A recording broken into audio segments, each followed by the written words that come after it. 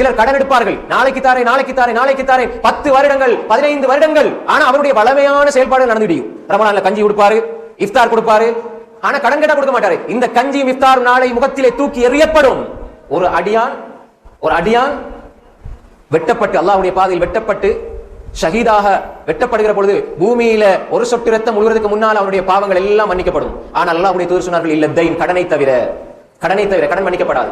அவன் கொல்லப்பட்டு மீண்டும் உயிர் கொடுக்கப்பட்டு மீண்டும் கொல்லப்பட்டு மீண்டும் உயிர் கொடுக்கப்பட்டு மீண்டும் அல்லாஹ்வுடைய பாதையில் ஷஹீதானாலும் அவனுடைய கடன் நிறைவேற்றப்படாத வரை அவன் சொர்க்கம் செல்ல மாட்டான் என்று சொன்னார்கள் ஸல்லல்லாஹு அலைஹி வஸல்லம். நஸாய் பதிவு செய்திருக்கிறார்கள். அன்புக்குரிய சகோதரர்களே, கடனுடைய விஷயத்தை, நாங்க அடுத்தவங்களுக்கு கடனை எடுத்து போட்டு கொடுக்காம நீங்க ஹஜ் செஞ்சாலும் உம்ரா செஞ்சாலும் தொழுதாலும் இபாதத் செஞ்சாலும் ஊர்ல நல்ல பேர் எடுத்தாலும் எந்த பெரிய பட்டம் எடுத்தாலும், ஆலிமாக உலமாவாக பெரிய அறிஞனாக அல்லாமாவாக ஹாஜி எவ்வளவு பெரிய பட்டம் இருந்தாலும் சரி, அடையாளத்தை சொல்றேன், இந்த பட்டங்கள் எல்லாம் பெரிய ஹாஜின்னு சொல்லுவாங்க, பெரிய அல்லாமான்னு சொல்லுவாங்க, பெரிய